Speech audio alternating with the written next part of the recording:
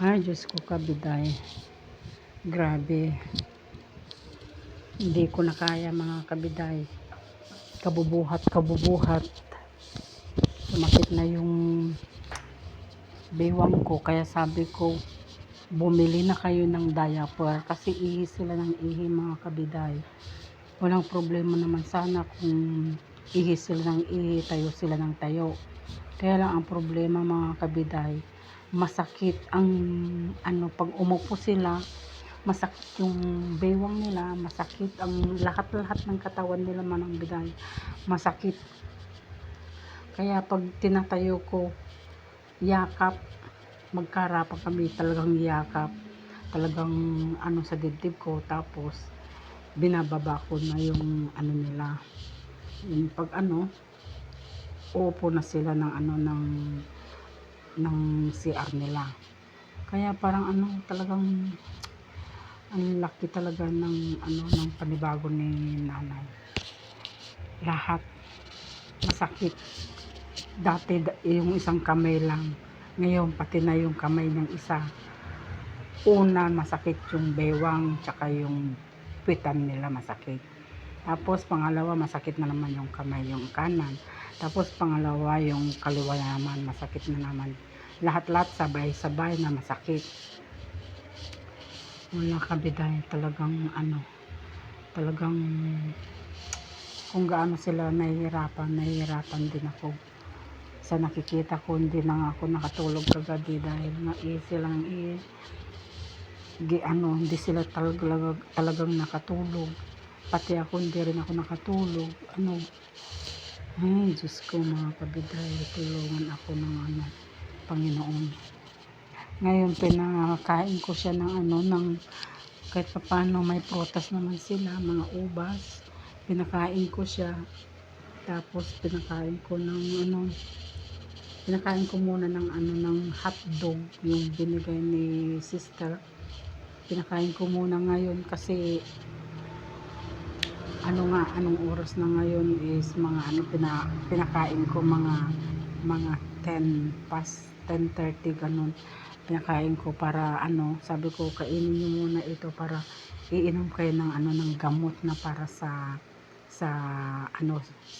ba yung Tagalog noon na para sa bang Tagalog sa yung mga masasakit sa mga katawan. Yun, ot-ot sa amin, ot-ot sa amin sa Ilocano pero yung Tagalog hindi ko alam kung ano yun, basta yung masakit sa katawan, yun na. Tapos sabi ko iinom kayo ng gamot, sabi ko ganun.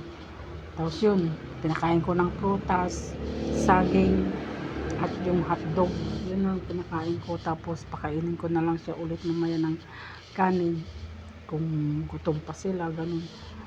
Yun ang ko mga kabigay, talagang sabi ko na galit na nga ako kanina ng mga kapatid ko kasi sabi ko nandyan lang sila, paisi-isi na lang. Basta pinasabihan ko na lang bumili sila ng diaper. Tapos kasi yun nga yung iisi ng nanay, kaya yun pumunta na sila sa bayan. Diyos ko naman, paawain ako ng Diyos. Kaya mga kabiday, gusto kong pumunta dun sa harap ng bahay ni sister kasi malamig dun, mahangin. Yun nga ang sabi ko, mahangin doon, sabi ko kay nanay. Ayaw niya talaga. Ayaw niyang pumunta doon kasi ayaw niya yung maraming taong nakakakita sa kanya manang biday. Ayaw niya. Kaya dito na lang siya kahit na mainit.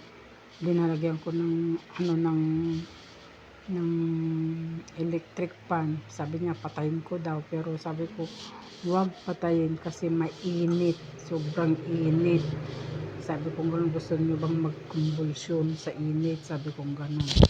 Yun. Kaya grabe, Diyos ko, sobrang gusto ko nang umiyak mga kamanang biday. Kaya lang siyempre parang baka makarinig na naman ako ng hindi maganda sa mga kapatid. Kaya ang dami kong ang gulo-gulo ng utak ko mga kabiday. Sobrang magulo. Hindi ko pa masikasong iinom. Tapos, yun nga, maligo.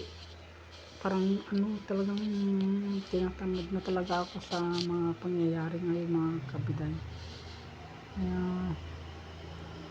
baka pag umuwi ako dun sa bahay, baka mamaya tatayo na naman sila na baka sabihin na naman nila, iihi na naman sila kahit na konti-konti lang, ganun. Kaya hindi ko maiwanan kasi baka na naman, alam niyo naman, matigas ang ulo nila. Kaya dito na lang ako, hintayin ko na lang yung pag-inom ko pag nandyan sila, yung mga pag pumunta sila dito mga kapatid, tsaka lang ako iinom kasi walang malamig dito. Gusto ko yung malamig, nasa bahay yung malamig. Walang rep si kuya kasi sira nga yung rep. Hindi siya hindi lumalamig kaya hindi naka-open. Kaya yan mga kabiday, anong oras na ngayon, hindi pa nakaluto ng kuya ko. Pero hintayin ko na lang yung sa bahay kung may ulam din ito ng anak ko doon. Hintayin ko na lang para kakain sila. Yung kanin lang ang wala. Pero lugaw na lang pakainin ko kasi hindi nila manguya-nguya. May lugaw pa naman doon na linuto ko. Tapos lagyan ko na lang siya ng ulam. Kasi yung manok mga kabiday, pinirito ko kahapon, ulam ng anak kong lalaki, hindi niya inulam. Kaya yan nilagay ko sa sa lugaw ni nanay. Kaya lang hindi niya manguya-nguya yung lugaw. Ay yung manok. Ay, Diyos ko.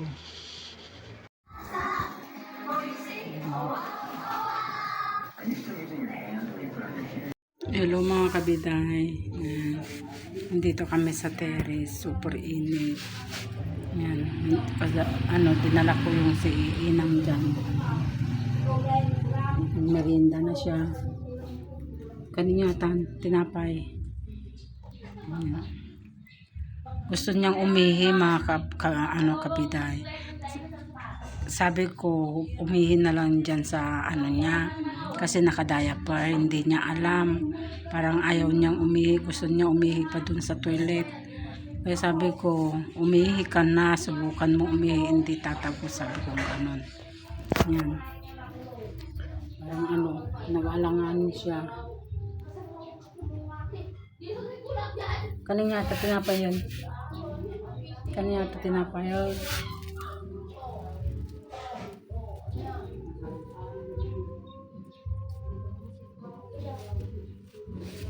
Yeah.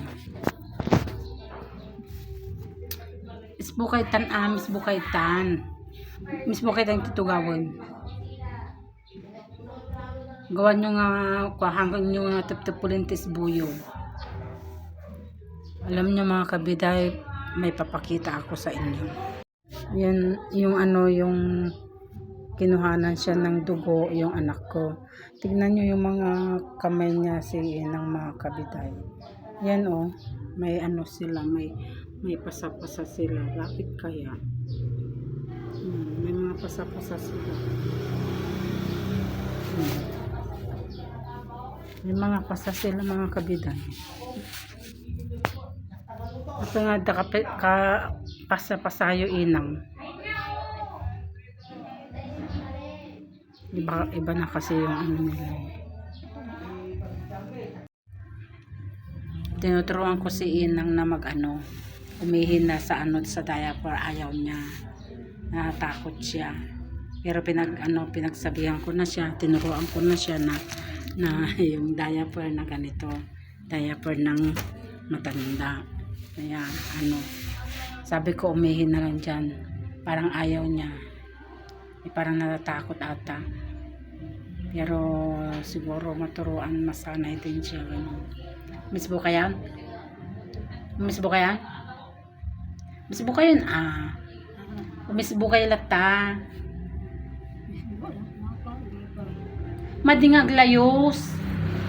Misbo kayo lata. Misbo kayo, subukan nyo. Subukan nyo lata. Sige, subukan nyo. Ayaw nyo parang ano siya.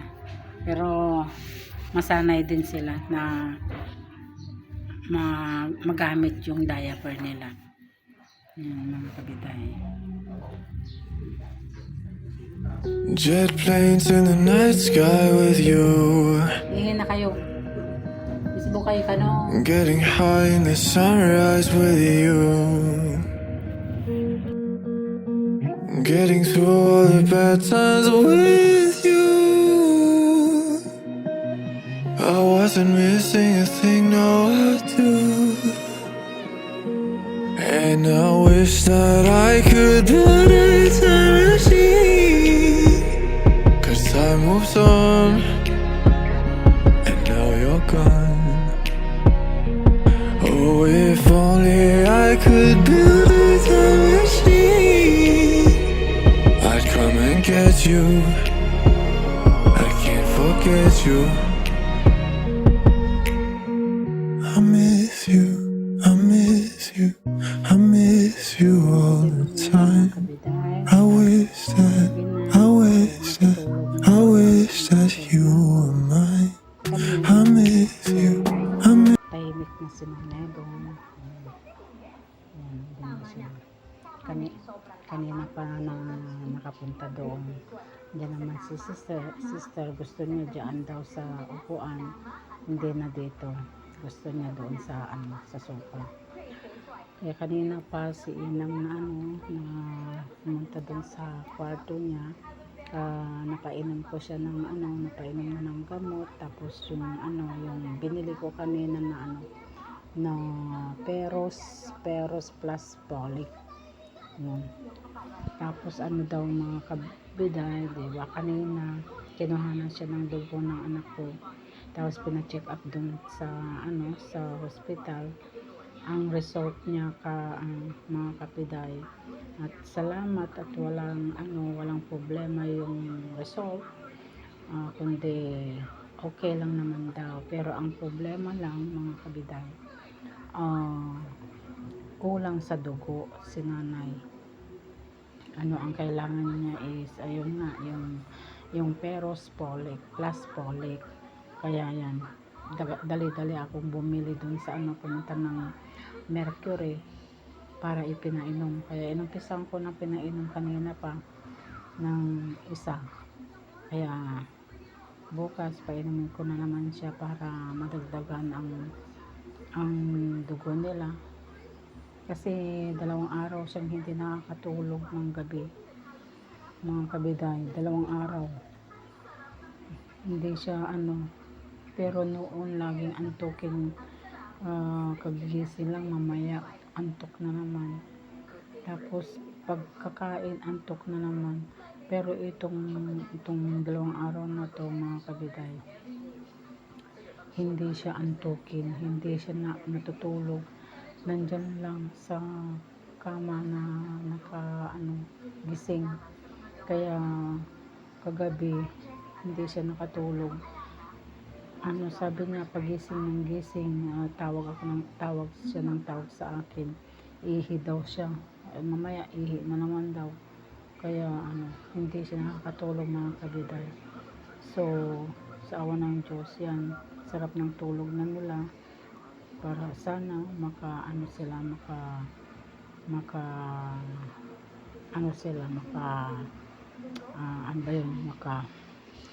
maayos na sila.